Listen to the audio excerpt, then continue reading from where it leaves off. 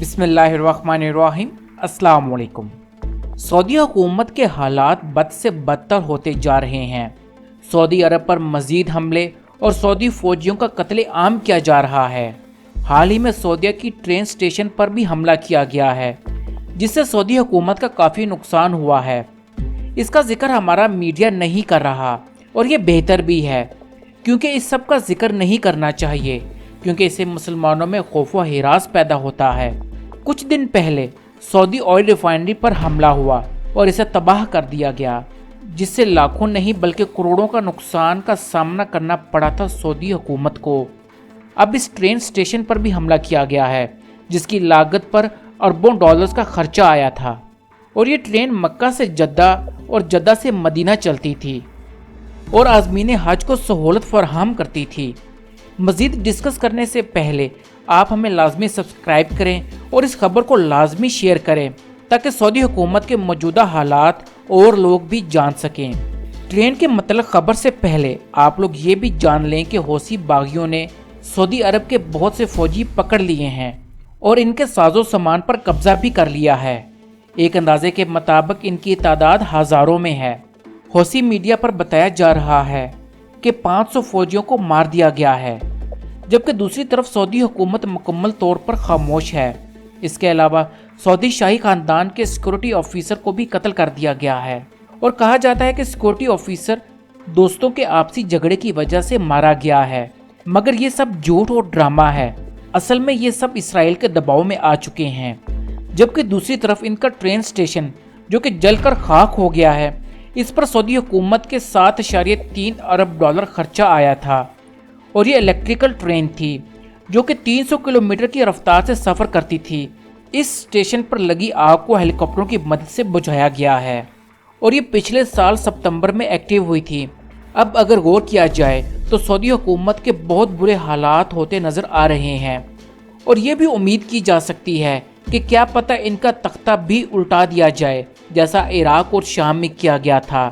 اس سب کے پیچھے اسرائیل اور امریکہ کا ہاتھ ہے، کیونکہ سعودیہ نے ایران سے لڑائی کے لیے انکار کر دیا ہے، جس بات کا امریکہ کو بے حد غصہ آیا ہے، اور اس پر تیل کا کام اس خبر نے کر دیا تھا کہ سعودی حکومت چین یا پھر رشیا سے میزائل ٹیکنالوجی خریدنے جا رہا ہے۔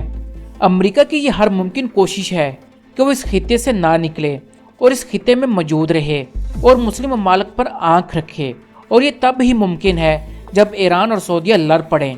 حوثی باغیوں کا تو صرف ایک ڈرامہ ہے، کیونکہ سعودی عرب پر حملہ خود امریکہ کروا رہا ہے، اور یہ بات محمد بن سلمان بھی جان چکے ہیں، اور شاید اس لیے انہوں نے اپنی حکومت اور اپنے ملک کو بچانے کے لیے دوسرے ممالک میں انویسٹمنٹ کرنا شروع کر دی ہے۔ اس وقت سعودی حکومت انڈیا میں 100 ارب ڈالر کی انویسٹمنٹ کرنے جا رہا ہے۔ اسی طرح اور بہت سے ممالک ہیں جہاں سعودی حکومت اربوں ڈالر انویسٹ کرنے جا رہی ہے، تاکہ ضرورت کے وقت ان کی انویسٹمنٹ ان کے کام آ سکے۔ جبکہ موجودہ حالات کے مطابق محمد بن سلمان جانتے ہیں کہ جنگ میں کسی کا کوئی فائدہ نہیں ہے، اور اگر فائدہ ہے تو صرف اور صرف امریکہ کا ہے، اور وہ یہ ہے کہ امریکہ مسلم ممالک کو آپس میں لڑوا کر اپنا اسلحہ بیچنا چاہتا ہے، اور شاید اسی وجہ سے محمد بن سلمان جنگ سے دور بھاگ رہے ہیں۔ مگر جو کچھ سعودی حکومت کر چکی ہے، اور جس حد تک سعودی حکومت اسرائیل کے دباؤ میں آ چکی ہے، وہ تو یہی ظاہر کرتا ہے کہ یہ جنگ ہو کر رہے گی۔ اسرائیل محمد بن سلمان کو مکمل بلیک میل کر رہا ہے۔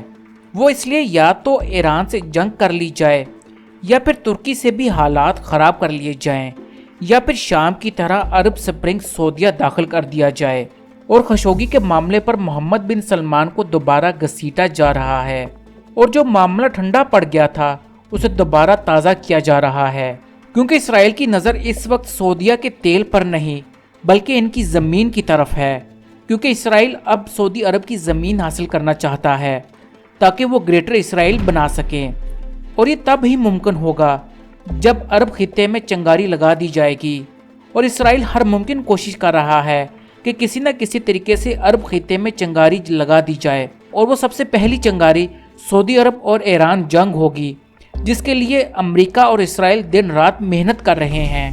خدا امت مسلمہ اور ان کے ممالک کو اپنے حفظ و ایمان میں رکھے، اور ہمیں دشمنوں کے شر سے بچا کر رکھے۔ آمین۔ اس خبر کو لازمی شیئر کیجیے گا تاکہ سعودی عرب کے موجودہ حالات سے اور لوگ بھی واقف ہو سکیں اور جان سکیں کہ سعودی حکومت کے کس حد تک حالات بدتر ہوتے جا رہے ہیں۔